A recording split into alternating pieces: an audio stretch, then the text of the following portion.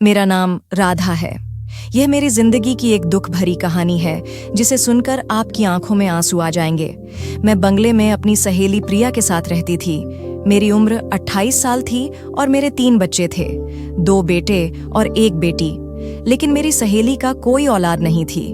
मेरी शादी गांव में हुई थी और ऐसे इंसान से हुई थी जिसे न घर की फिक्र थी और न ही मेरे बच्चों की। वह अय्याश किस्म का इंसान था और उसे न अपने माँ बाप का ख्याल था और न ही अपनी बीवी बच्चों का। इसलिए मैंने फैसला कर लिया था कि मैं नौकरी करूंगी। मेरी सहेली प्रिया जो शहर में रहती थी, मैं उसी के बंगले में काम करती थी और उसी के साथ रहने लगी थी। मैं पिछले 7 सालों से उसके बंगले में रह रही थी, जबकि प्रिया की शादी को 8 साल हो चुके थे। इन 8 सालों में उसने न जाने कितनी कोशिशें कर ली थीं। बड़े बड़े डॉक्टरों से इलाज करवाया, पंडित, तांत्रिक, बाबा, न जाने किस किस को अपनी परेशानी के बारे में बताया। फिर भी उसके पास औलाद नहीं आ सकी थी। शायद उसके भाग्य में अभी तक औलाद नहीं थी। मुझे मेरी सहेली बहुत प्यारी थी। प्रिया ने लव मैरिज की थी। उसने अपनी शादी के पूरे 1 साल बाद मुझे अपने घर पर रखा था, क्योंकि मेरी शादी पढ़ाई खत्म होने के तुरंत बाद हो गई थी। मैं बहुत गरीब परिवार से थी, फिर भी मेरे बाबा ने मुझे पढ़ाया। मेरे बाबा प्रिया के पिताजी के सेवक थे। मैं बचपन से ही प्रिया के साथ पली बड़ी थी। जब भी मुझे पैसों की जरूरत होती, मेरी सहेली प्रिया मुझे पैसे देती। इसी तरह मेरी शादी हो गई। शादी के कुछ दिनों बाद बाबा भी इस दुनिया से चले गए। शादी के बाद भी प्रिया मुझसे बातें करती थी। मैं उसे अपनी सारी परेशानियां बताती थी। प्रिया कहती थी, तुम फिक्र मत करो, मेरी शादी के बाद तुझे मैं अपने साथ ही रख लूंगी। तुम मेरे बंगले में काम कर सकती हो। प्रिया अपनी हर अच्छी बुरी बात मुझसे साझा करती थी। मुझसे उसका दुख देखा नहीं जाता था। मेरे अजय को भी बच्चे बहुत अच्छे लगते थे। उनका कहना था कि चाहे कुछ भी हो जाए, उन्हें तो बच्चा ही चाहिए। दोनों पति पत्नी के बीच इतनी ज्यादा मोहब्बत थी, लेकिन प्रिया के बच्चा न होने की वजह से अजय उससे खफा खफा से रहने लगे थे। उनका कहना था, मुझे तो सिर्फ बच्चा ही चाहिए, कुछ भी करके मुझे अपना खून चाहिए। मैं अपने माता पिता का इकलौता बेटा हूँ। मेरे माता पिता के मरने के बाद मैं अपनी पीढ़ी को यहाँ तक लेकर आया हूँ। मैं चाहता हूँ कि मेरा भी अपना बच्चा हो और वह मेरे खानदान को आगे बढ़ाए। लेकिन अगर मेरा कोई बच्चा नहीं हुआ तो मेरा तो कोई खानदान ही नहीं बन सकेगा। अजय को भी अपनी जायदाद का वारिस चाहिए था। काफी लोगों ने उन्हें यह भी सुझाव दिया था कि वह बच्चा गोद ले लें, लेकिन अजय का कहना था कि अपना खून तो अपना ही होता है और पराया पराया ही होता है। अजय की जिद थी कि उन्हें तो अपना ही खून चाहिए था। प्रिया ने हर तरह से कोशिश कर ली थी, लेकिन फिर भी वह गर्भवती नहीं हो पा रही थी। वह इस बात से बहुत ज्यादा परेशान रहने लगी थी। उसने जादू टोना भी करवाया था। सारी कोशिशों से नाकाम होकर प्रिया खामोश होकर बैठ गई थी और अजय का कहना था कि अगर उन्हें उनका वारिस नहीं मिला तो वह दूसरी शादी कर लेंगे। प्रिया तो अजय से बहुत प्यार करती थी।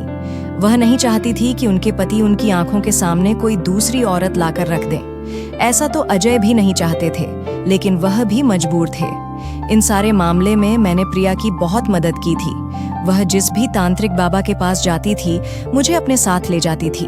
इस मदद का मुझे आज तक बहुत फायदा मिला था। लेकिन इस बार तो अजय ने दूसरी शादी करने का पक्का इरादा कर लिया था और उन्होंने कहा था कि वह किसी भी हाल में अपने निर्णय को नहीं बदलेंगे, क्योंकि इससे पहले भी अजय प्रिया से जीत कर बैठे थे कि उन्हें अपने बच्चे की खातिर दूसरी शादी करनी ही होगी, लेकिन प्यार वह हमेशा प्रिया से ही करेंगे। प्रिया उनकी बात सुनकर बहुत ज्यादा उदास हो जाती थी और अजय प्रिया की आंखों में आंसू कभी नहीं देख सकते थे। हर बार अजय प्रिया के आंसू देखकर अपने आप को दूसरी शादी करने से रोक लिया करते थे, जबकि वह प्रिया को पूरा भरोसा दिलाते थे कि जो वैल्यू उनके दिल में प्रिया की है, उनकी जगह वह कभी उस दूसरी पत्नी को नहीं देंगे। उन्हें सिर्फ दूसरी पत्नी से बच्चा चाहिए, क्योंकि प्रिया अजय की मोहब्बत थी और उनका कहना था कि मेरी मोहब्बत हमेशा ही मेरे लिए मेरी पत्नी ही रहेगी। अब तो प्रिया की जान पर भी बनाई थी। अब तो कोई जादू टोना भी काम नहीं करने वाला था। अजय ने फैसला कर लिया था, 100 कर लिया था। प्रिया बहुत ज्यादा परेशान थी। मैं उसे रोते हुए देख रही थी। उसके हालात बहुत ज्यादा खराब थे। वह अपने कमरे में आंखों में आंसू लिए इधर से उधर चक्कर काट रही थी। मैंने उससे कहा, प्रिया, तुम परेशान मत हो, सब ठीक हो जाएगा। कुछ भी गलत नहीं होगा। तो उसने कहा, तुम्हें नहीं पता है राधा, मैं अपने पति की दूसरी पत्नी को बर्दाश्त नहीं कर सकती। मैं नहीं चाहती कि एक ही घर में रहते हुए मेरे सामने मेरी सौतन आ जाए। मैं अपने पति से बहुत प्यार करती हूँ।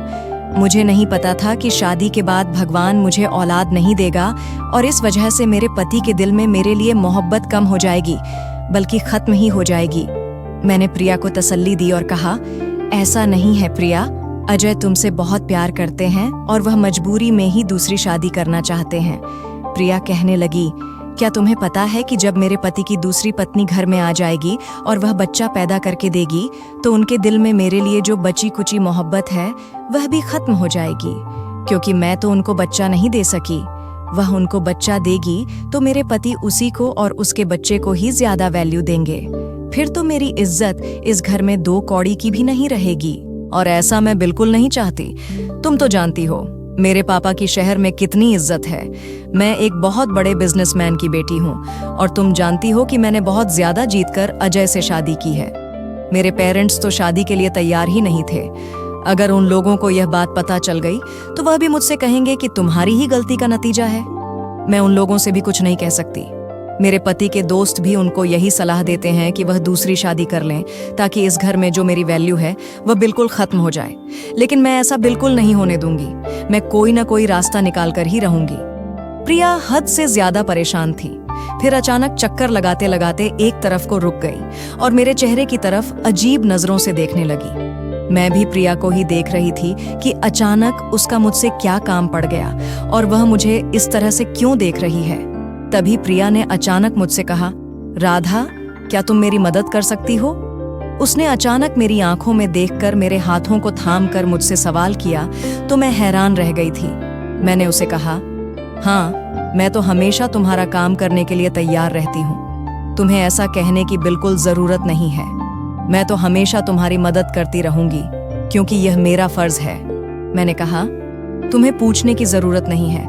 तुम तो बस मुझे अपना काम बताओ कि मुझे तुम्हारा क्या काम करना है, मैं किस तरह से तुम्हारी मदद कर सकती हूँ। तो उसने कहा, मैं आज तुमसे ऐसी मदद मांगने जा रही हूँ, शायद इस मदद के लिए तुम कभी तैयार ना हो। उसकी बात सुनकर मैं हैरान हो गई थी कि ऐसा आखिर कौन सा काम था और ऐसी कौन सी मदद थी जो मैं उसके लिए नहीं कर सकती थी। मैंने कहा, प्रिया, मैं तुम्हारी मदद हर तरह से करने की पूरी कोशिश करूंगी। कभी ऐसा नहीं हो सकता कि मैं तुम्हारी मदद करने से इनकार कर दूं। तुमने सोच भी कैसे लिया कि मैं तुम्हें इनकार कर दूंगी? उसने कहा, जो बात अब मैं तुमसे कहने जा रही हूं शायद तुम्हारे लिए सुनना बहुत मुश्किल और करना भी बहुत मुश्किल होगा और तुम इनकार भी कर दोगी। उसकी बात सुनकर मुझे सच में बड़ी हैरानी हुई थी कि आखिर ऐसी कौन सी मदद थी जो वह मुझसे चाहती थी। लेकिन अगले ही पल उसने मेरी आंखों में देखकर मुझसे ऐसी मदद मांग ली थी जिसे सुनकर मेरे पैरों तले से जमीन निकल गई थी। प्रिया की बात सुनकर मैं एक पल के लिए शॉक्ड रह गई थी। वह मेरे चेहरे का एक्सप्रेशन देख रही थी और समझ गई थी कि मैं कंफ्यूज हो गई हूँ। फिर मेरी तरफ देखकर कहने लगी, मैं जानती थी कि तुम मेरी मदद नहीं करोगी इस मामले में, क्योंकि यह काम बहुत मुश्किल है और कोई भी औरत इस काम को इतनी आसानी से नहीं करेगी। फिर मैंने कहा, प्रिया, ऐसा कैसे हो सकता है? मैं इतना बड़ा काम कैसे कर सकती हूँ, वह भी किसी को बिना बताए? और इस काम से जितना नुकसान मुझे होगा उससे कहीं ज्यादा तुम्हें होगा। मैं तुम्हारी मदद कर दूंगी। लेकिन मैं सोच में पड़ गई थी। मुझे देखकर प्रिया ने कहा, तुम मेरी मदद करोगी तो मैं तुम्हें इसकी भारी कीमत दूंगी। मैं तुम्हें अपने इस काम के बदले पूरे 80 लाख दूंगी। 80 लाख की रकम के बारे में सुनकर तो मेरे होश ही उड़ गए थे। मैंने कभी जिंदगी में इतने ज्यादा पैसे नहीं देखे थे। मेरी आंखों के सामने 80 लाख रुपए लहराने लगे थे, क्योंकि मैं बहुत ज्यादा गरीब थी। मेरी शादी भी गरीब आदमी के साथ हुई थी। मेरा पति, सास ससुर सभी गांव में मेरे बच्चों के साथ रहते थे और मैं यहाँ पर शहर में प्रिया के घर नौकरी करती थी। मैं यहाँ के काम करने के बाद हर महीने अपने पति को पैसे भेज दिया करती थी। आधे पैसे वह अपनी माँ को घर चलाने के लिए और बच्चों की जरूरत के लिए दे देता था। मेरी सास बच्चों को संभाल लिया करती थी और आधे पैसे वह अय्याशी में उड़ा देता था और उसने न जाने कई लाख रुपए का कर्ज लिया हुआ था। यह 80 लाख हमारे बहुत काम आने वाले थे। यह रकम तो बहुत बड़ी थी, रकम बहुत ज्यादा थी और काम बिल्कुल आसान था। मुझे इससे कोई फर्क नहीं पड़ता था, लेकिन मुझे डर था कि मेरा पति इस काम के लिए मुझे परमिशन देगा या नहीं। वैसे मुझे पूरी उम्मीद थी कि मेरा पति जब 80 लाख की रकम के बारे में सुनेगा तो फौरन ही इस काम के लिए तैयार हो जाएगा। यही सोचते हुए मैं फौरन प्रिया का काम करने के लिए तैयार हो गई थी। मैंने कहा, मैं तुम्हारी मदद करने के लिए तैयार हूं, लेकिन तुम्हें इस काम के लिए अजय को भी तो तैयार करना होगा। फिर मैंने प्रिया से कहा, इस बारे में अगर किसी बाहर वाले को पता चल गया तो तुम्हें पता है कि कितनी बुरी बुरी बातें बनाएंगे और तुम्हारा और तुम्हारे पति का रेपुटेशन पर भी फर्क पड़ेगा। और सबसे बड़ी बात यह है कि अजय इस काम के लिए राजी हो जाएंगे। प्रिया कहने लगी, जब मेरे पति दूसरी शादी करने के लिए तैयार हैं, तो इस काम के लिए तो बहुत आसानी से तैयार हो जाएंगे। तुम्हें पता है कि मैं यह बात अपने दिल पर पत्थर रखकर कह रही हूं। मैंने कहा, प्रिया, तुम एक बार अजय से बात कर लो, उसके बाद हम इस काम की शुरुआत करेंगे। यह बहुत बड़ा काम है और बहुत रिस्की काम है, तुम सोच समझ लो। प्रिया कहने लगी, मुझे पता है यह कोई छोटी मोटी बात नहीं है, बल्कि बहुत बड़ी बात है। मैंने प्रिया से कहा, तुम एक बार फिर से सोच लो, ऐसा ना हो कि बाद में तुम्हें पछताना पड़े। प्रिया ने कहा, बड़ी मुश्किल से मैंने फैसला किया है और अब मैं अपने फैसले से मुकरने वाली नहीं हूं। तुम मेरी फिक्र मत करो, मैं खुद पर कंट्रोल कर लूंगी। बस तुम मेरी मदद करने के लिए तैयार हो जाओ, ऐसा ना हो कि सब कुछ खत्म हो जाए। प्रिया अपने इरादे की पक्की थी। उसने इरादा कर लिया था और वह पीछे हटने वालों में से नहीं थी। उसने कहा कि वह सारी जिंदगी के लिए सौतन बर्दाश्त नहीं कर सकती, लेकिन एक रात के लिए परेशानी से जरूर गुजर सकती है, इसलिए उसे यह सब करना ही होगा। मैंने भी अपने दिल को पक्का कर लिया था। यह काम मेरे लिए भी बहुत बड़ा था। पहले तो मुझे अपने पति से परमिशन लेनी थी, उसके बाद मुझे इस काम को अंजाम देना था। यह काम सच में दिल दहला देने वाला था। अगर मेरे पति ने मुझे इजाजत दे दी तो मैं हर तरह से प्रिया की मदद करने के लिए तैयार हूँ और जितना हो सकता है लोगों से हमें इस बात को छुपाकर ही इस काम को अंजाम देना था, क्योंकि लोगों के सामने अगर अजय और प्रिया की पोल खुल जाएगी तो लोग उन्हें गलत समझेंगे। वैसे मुझे अजय से भी डर लग रहा था, क्योंकि अजय गुस्से में बहुत तेज थे। वह प्रिया से बहुत प्यार करते थे, लेकिन जब उन्हें पता चलेगा कि प्रिया ने ही इस तरह का प्लान बनाया है तो न जाने उनका क्या रिएक्शन होगा। मैंने अपने पति को फोन कर दिया था और प्रिया को अजय के आने का इंतजार था। दरअसल हमारा प्लान ये था कि प्रिया ने कहा था, तू मेरे पति का बच्चा पैदा करके मुझे देगी, क्योंकि मैं जिंदगी भर की सौतन तो बर्दाश्त नहीं कर सकती, लेकिन एक दिन के लिए अपने पति को किसी दूसरी औरत के साथ सिर्फ बच्चे की खातिर बर्दाश्त करने में कोई हर्ज नहीं। सिर्फ एक रात ही की तो बात है। प्रिया ने कहा था, तुम मेरे पति के साथ एक रात गुजारोगी और मेरे बच्चे को पैदा करोगी। बच्चा पैदा हो जाने के बाद हमारा बच्चा हमें वापस कर दोगी। उसके बदले में मैं तुम्हें 80 लाख दूंगी। मुझे इस काम से कोई परेशानी नहीं थी, क्योंकि मेरे पास तो पहले से ही 3 बच्चे थे, 2 बेटे थे और एक बेटी थी। भगवान ने मुझे बेटा और बेटी दोनों दिए थे, इसलिए अब मुझे किसी बच्चे की ख्वाहिश नहीं थी और अजय को तो वैसे भी उनका अपना बच्चा ही चाहिए था, वरना मैं प्रिया को अपना एक बच्चा देने के लिए तैयार थी, लेकिन अजय को अपना खून चाहिए था। अगर वह यह काम किसी और से कहते तो उनके रेपुटेशन पर फर्क पड़ सकता था। मैं उनके घर में रहती थी और उनकी परेशानी को अच्छी तरह से समझती थी, इसलिए उन्होंने यह काम मुझे करने के लिए कहा था। लेकिन एक औरत के लिए यह काम बहुत मुश्किल है कि वह अपने पति को किसी दूसरी औरत के साथ बर्दाश्त करे। यह भी प्रिया की बहुत बड़ी मजबूरी थी, लेकिन प्रिया ने इस काम के साथ साथ मुझे शर्त भी बताई थी। उसने कहा था, राधा, मुझे माफ कर देना, मर्द की फितरत कभी भी बदल सकती है, इसलिए मैं तुम्हें एक बात कह रही हूँ कि बच्चा पैदा हो जाने के बाद तुम अपने गांव व अपने पति के पास चली जाना। उसके बाद हम तुम्हें अपने घर में नौकरी पर नहीं रख सकते। मुझे प्रिया की बात बहुत बुरी लगी थी। मैंने उसे कहा था, फिर मैं कहाँ काम करने जाऊंगी और मेरे घर का गुजारा कैसे चलेगा? प्रिया ने कहा, 80 लाख मिल जाने के बाद तो तुम्हें नौकरी करने की जरूरत ही नहीं है, और दूसरी बात यह कि अगर फिर भी तुम्हें दिक्कत हुई तो मेरा नंबर तुम्हारे पास है। तुम मुझे कॉल कर सकती हो। तुम्हें जितने भी पैसों की जरूरत होगी मैं तुम्हें देती रहूंगी, क्योंकि मैं तुम्हारी सारी जिंदगी की एहसानमंद हो जाऊंगी। प्रिया की बात सुनकर मैं बहुत खुश हो गई थी। मैंने अपने पति को कॉल लगाई और उसको यह सारी बात बता दी थी। पहले तो मेरे पति को इस बात पर गुस्सा भी आया, क्योंकि मर्द है, जाहिर सी बात है, कोई भी मर्द अपनी पत्नी को दूसरे मर्द के हवाले नहीं कर सकता। लेकिन मेरा पति लालची आदमी था, उसका दिमाग भी थोड़ा गलत हरकतों में फंसा हुआ था। मेरी बेटी थी, वह अपने दोनों भाइयों का ख्याल रखती थी और खाना वगैरह बना लिया करती थी। मैं जो पैसे यहाँ से भेजती थी, मेरा पति उन्हें दोनों हाथों से लुटाता था और उसने काम करना तो बिल्कुल छोड़ दिया था, सिर्फ मेरे पैसों से ऐश करता था। पहले वह किसान था और मेहनत मजदूरी से पैसे कमाता था, पर मैंने बहुत बड़ी गलती कर दी थी कि मैंने नौकरी करना शुरू कर दिया था।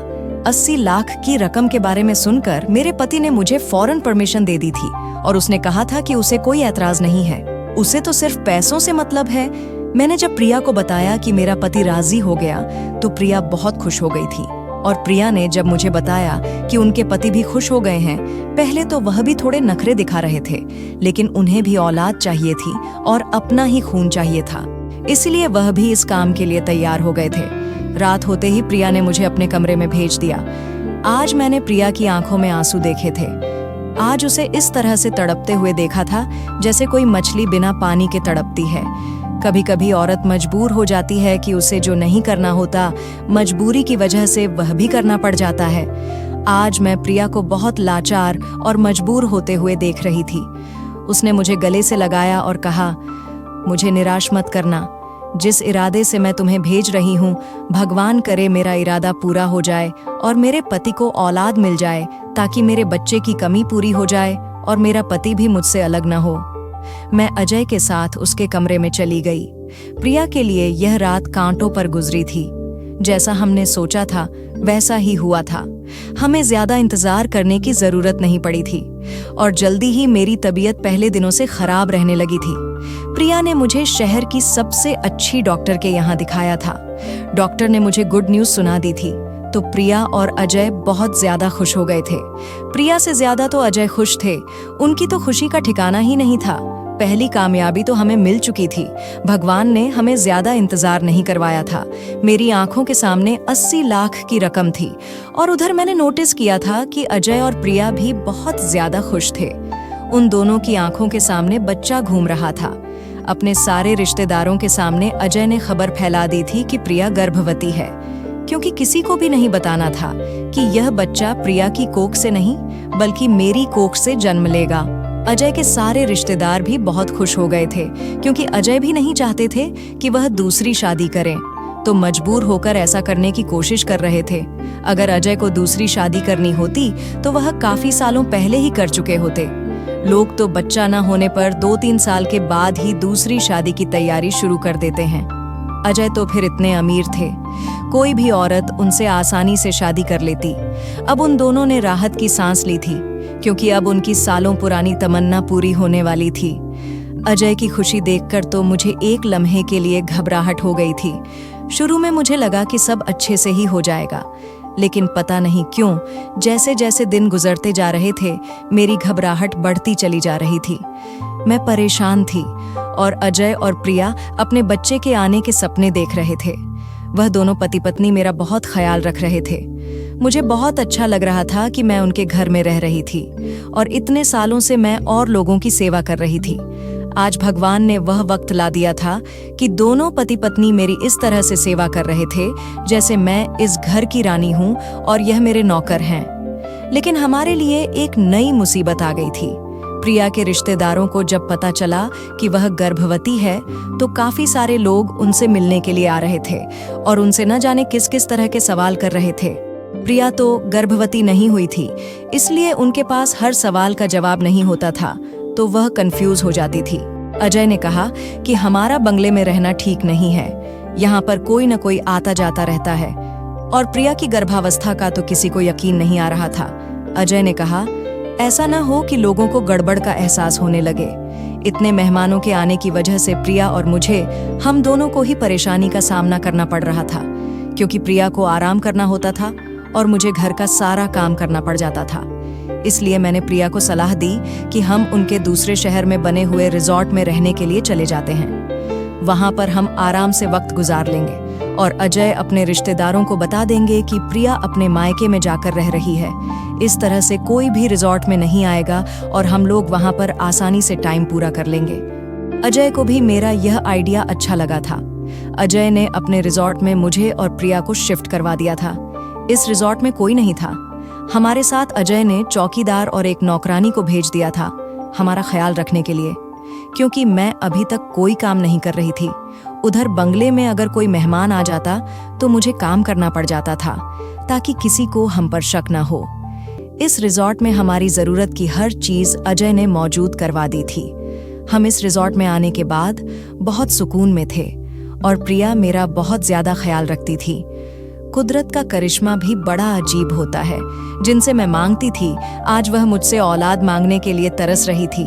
प्रिया बहुत अच्छी और मेहरबान लड़की थी। मैं सोचती थी कि प्रिया तो इतनी अच्छी है, फिर उनके साथ अच्छा क्यों नहीं हुआ? क्या सच में अच्छे लोगों के साथ अच्छा नहीं होता है? फिलहाल वह वक्त गुजरता चला गया और मुझे अजीब अजीब तरह के ख्याल आने लगे थे। हफ्ते महीनों में बदल गए। मेरा बच्चा मेरे पेट में लात मारने लगा था। पहली बार जब उसने मेरे पेट में हरकत करनी शुरू की थी तो मुझे अजीब सा एहसास हुआ था। आधी रात को अचानक मेरी आंख खुल गई और मैं उठकर बैठ गई थी।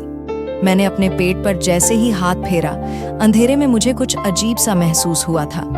मुझे महसूस हुआ कि मेरा बच्चा मुझे पुकार रहा है, मुझसे कह रहा है, माँ, मैं आपका बच्चा हूँ, मुझे किसी को मत दो, मैं तुम्हारा हूँ, मुझे अपने साथ रखो। इसी तरह के मुझे हर रोज सपने आने लगे थे।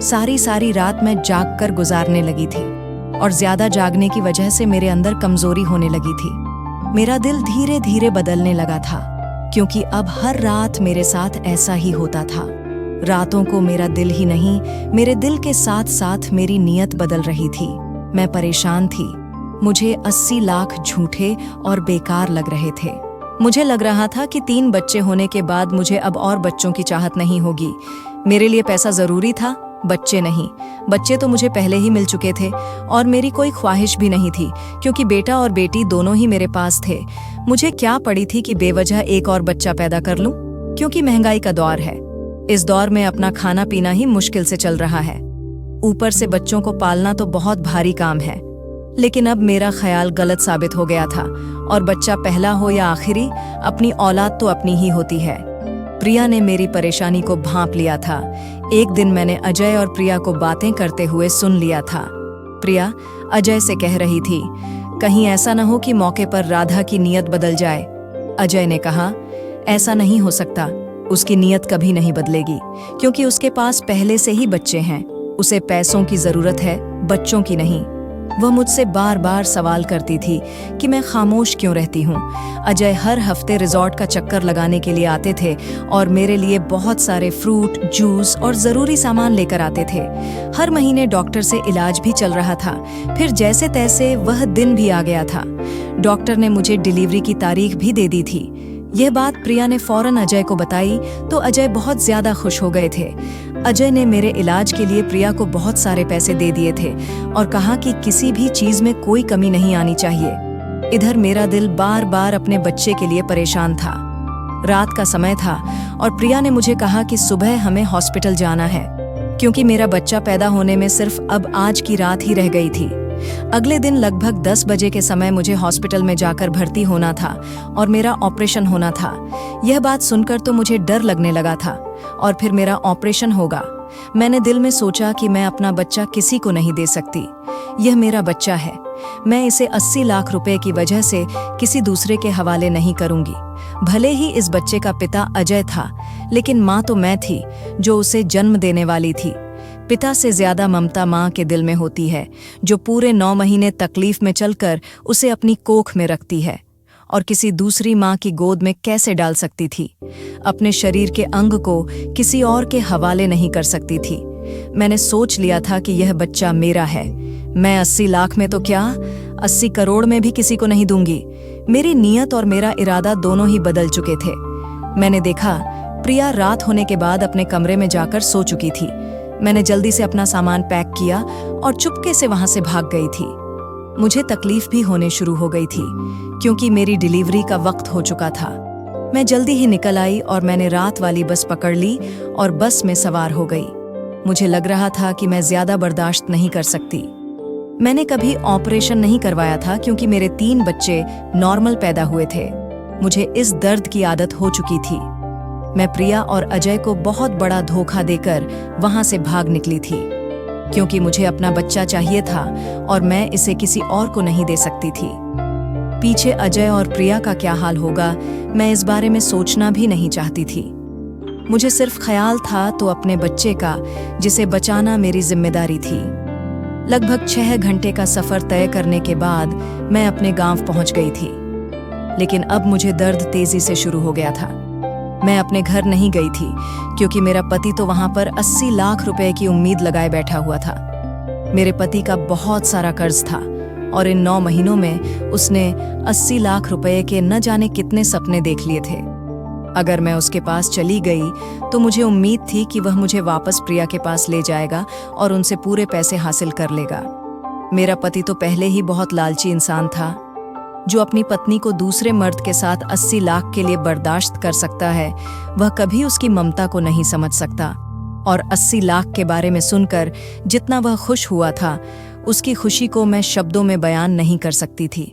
सारा दिन वह सोचता रहता था कि जब 80 लाख आएंगे तो मैं यह करूंगा, वो करूंगा, यह लाऊंगा, और न जाने किस किस तरह की बातें किया करता था।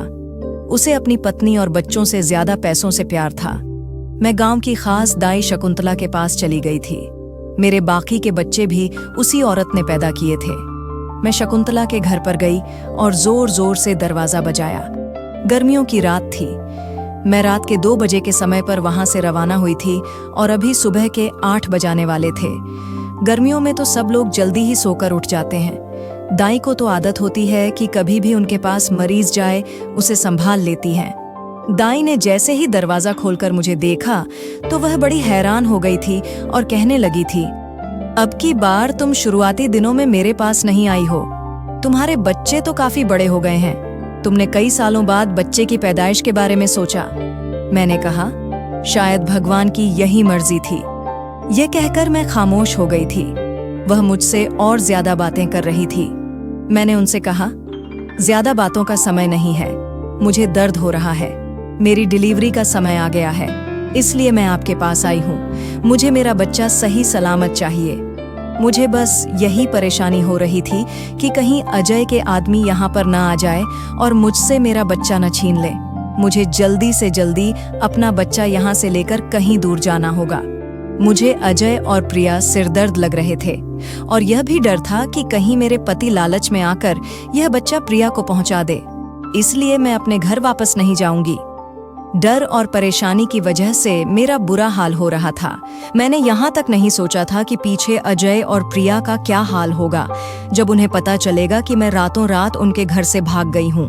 पहले तो वह लोग मुझे तलाश करने की कोशिश करेंगे और उसके बाद न जाने वह दोनों एक दूसरे के साथ क्या कर गुजरेंगे। फिलहाल मुझे दर्द शुरू हो चुके थे और मेरी डिलीवरी शकुंतला करवा रही थी। लगभग 1 घंटे की मेहनत के बाद मेरा बच्चा इस दुनिया में आ गया था। मेरी तो खुशी का कोई ठिकाना ही नहीं था। मैंने सोच लिया था कि मैं जल्द से जल्द अपने बच्चे को उठाकर यहाँ से कहीं दूर चली जाऊंगी, यहाँ से बिल्कुल गायब हो जाऊंगी ताकि मेरे बारे में किसी को कुछ पता न चले। मैं कुछ भी करके अपने बच्चे को अजय और प्रिया को नहीं दूंगी। मैंने यह तक नहीं सोचा था कि वह प्रिया, जो मेरी सहेली थी, जिसने सारी जिंदगी मुझ पर एहसान किए थे, मैं खुद का बच्चा भी उसे देना चाहती थी। फिर मुझे ऐसा क्या हो गया? मैंने उन दोनों पति पत्नी का नमक खाया था। उन्होंने मुझे खाना दिया, मुझे पहनने के लिए कपड़े दिए और मुझे रहने के लिए जगह दी। अगर वह यह सब न देती तो हमारे पास खाने के लिए कुछ भी नहीं होता। मैंने प्रिया की किसी अच्छी बात को याद नहीं किया और उन दोनों को बच्चे का सपना दिखाकर अचानक उनकी आंखों से उनके सारे सपने छीन लिए। जब वादा पूरा होने का समय आया तो मैंने उन्हें बेवकूफ बना दिया। मुझे नहीं पता था कि एक माँ इतनी खुदगर्ज होती है जितनी मैं हो गई थी। मैंने उन दोनों पति पत्नी की फीलिंग्स को बहुत ठेस पहुंचाई थी। ये छोटा सा गांव था जहां पर बहुत कम लोग रहते थे। यहाँ पर मैंने पुरानी सी झोपड़ी में अपना बसेरा कर लिया था और अपने बच्चे की परवरिश करने लगी थी। शायद मुझे मेरे पति और अजय प्रिया ने ढूंढने की बहुत कोशिश की थी, लेकिन मैं इतनी दूर जा चुकी थी जहां के बारे में लोगों को कुछ पता ही नहीं चला। यहाँ पर भी मैंने लोगों के घरों में काम करना शुरू कर दिया था और मैं अपने बच्चे को कम कमाई में ही पाल रही थी। लेकिन शायद मुझे मेरे की सजा मिलनी थी, क्योंकि मैंने उन दोनों पति पत्नी का दिल दुखाया था। मुझे मेरे की सजा इस तरह से मिली कि एक दिन अचानक मेरी तबीयत बहुत खराब हो गई। गांव के ही लोगों ने मुझे विधवा समझकर मुझे एक सरकारी अस्पताल में भर्ती करवा दिया। वहां पर पता चला कि मुझे कैंसर जैसी बड़ी बीमारी है और मैं जब तक जी रही हूँ, न जाने किस दिन मेरी मौत आ जाए। मैंने अपनी यादों को ताज़ा करने के लिए अपनी जिंदगी की पूरी कहानी डायरी में लिखना शुरू कर दी, ताकि जो गलती मैंने की है वह आगे कभी कोई औरत न करे। मैं डायरी रोज लिखती थी। देखते ही देखते मेरा बेटा 12 साल का हो गया। मेरा बेटा बचपन से ही बहुत समझदार था, क्योंकि अजय भी बहुत समझदार और ईमानदार आदमी थे। वह हूबहू अपने पिता पर गया था। भगवान ने मेरे बेटे की परवरिश करने के लिए शायद मुझे 12 साल तक जिंदा रख लिया था। एक दिन न जाने कैसे मेरे बेटे के हाथ में वह डायरी लग गई। उसे मैं गांव के ही सरकारी स्कूल में मुफ्त में पढ़ा रही थी। मेरा बेटा पढ़ाई में बहुत अच्छा था। एक दिन मेरे बेटे ने मेरी डायरी पढ़ ली और उसे मेरी हकीकत के बारे में सब कुछ पता चल गया। जब उसने मुझसे इस बारे में सवाल किया तो मैं बहुत डर गई कि उसे कहां से पता चला। तब उसने मुझे मेरी डायरी दिखाई। ये सदमा मैं बर्दाश्त न कर सकी और मेरी तबीयत बिगड़ने लगी।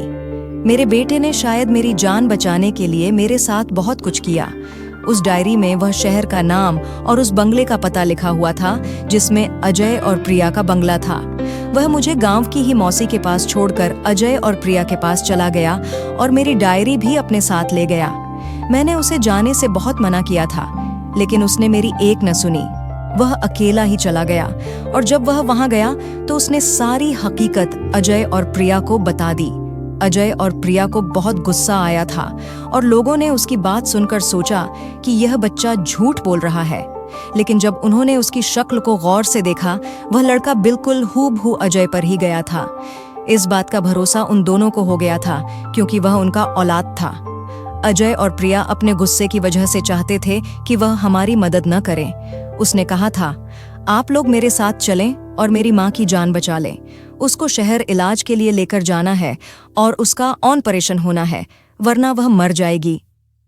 अजय और प्रिया का तो आज तक कोई बच्चा ही नहीं हुआ था और मेरे भाग्य जाने के बाद उन्होंने बच्चे की ख्वाहिश को खत्म कर दिया था, क्योंकि अजय का कहना था कि शायद भगवान नहीं चाहता कि हमारे पास बच्चा हो। अब भगवान से बढ़कर तो कुछ भी नहीं है। ऐसा भी हो सकता है कि वह दूसरी शादी कर लें और उस औरत की नीयत बदल जाए। और यही सब सोचते हुए उन्होंने औलाद का ख्याल दिल से निकाल दिया था, क्योंकि वह बेचारे तो मेरे भरोसे बैठे हुए थे। जब वह दोनों उस लड़के के साथ मुझसे मिलने के लिए आए तो मुझे देखकर उनकी पुरानी यादें ताज़ा हो गईं। फिलहाल उन्होंने मुझे इतना बीमारी में तड़पते हुए देखकर माफ कर दिया था, लेकिन उन्होंने मुझसे शिकायत जाहिर की कि तुमने हमारे साथ अच्छा नहीं किया था। तुम जानती थी हमने घर वालों से झूठ बोला था। जब तुम भाग गई तो हमने लोगों से कहा कि हमारा बच्चा अस्पताल में पैदा हुआ था, लेकिन अस्पताल में ही किसी ने चोरी कर लिया और उसका कुछ पता न चला और हम फिर से बेऔलाद रह गए। हमें क्या पता था कि आज 12 साल बाद हम अपने बेटे को इस तरह से देखेंगे। मैंने अजय और प्रिया से हाथ जोड़कर माफी मांगी। दोनों ने मुझे माफ कर दिया और वह लोग मुझे शहर ले गए और वहां ले जाकर उन्होंने मेरा एक अच्छे अस्पताल में ऑपरेशन करवाया। भगवान ने शायद मुझे जिंदगी दे दी थी। मेरी गलती तो बहुत बड़ी थी, जिसके लिए मुझे मौत मिलती वह भी कम थी, लेकिन मेरे बेटे की दवाओं और उसकी मेहनत का नतीजा था कि मैं बच गई थी। मेरे बच्चों को पता चल गया था कि मैं 12 साल तक कहाँ छुपी रही। मेरा पति तो 7 साल पहले किसी एक एक्सीडेंट में मर गया था और मेरे बच्चों ने मुझे तलाश करने की बहुत कोशिश की थी। एक तरफ से मैंने अपने बच्चों का भी दिल दुखाया था कि अपने तीनों बच्चों को छोड़कर मैं चली गई थी। मेरे तीनों बच्चे जवान हो गए थे और इधर जो अजय का बेटा था, 12 साल तक वह अजय और प्रिया से दूर रहा। मैंने अजय और प्रिया का बेटा उनको सौंप दिया था, लेकिन मेरा बेटा मुझे ही अपनी माँ समझता था। उसे सारी हकीकत के बारे में तो पता चल गया था, लेकिन मैंने उसे कहा, बेटा, शायद यही मेरी गलती का पश्चाताप है। मैं इसी तरह से अपनी गलती को सुधार सकती हूँ। मैं तुमसे मिलने के लिए आया करूँगी, लेकिन तुम्हारे असल पिता तो अजय हैं। इस तरह से मैं अपने गांव बच्चों के पास चली गई और अजय प्रिया को उनका बेटा वापस कर दिया। अब वह लोग अपनी जिंदगी में खुश हैं और इधर मैं अपने बच्चों के साथ रहकर खुश हूँ।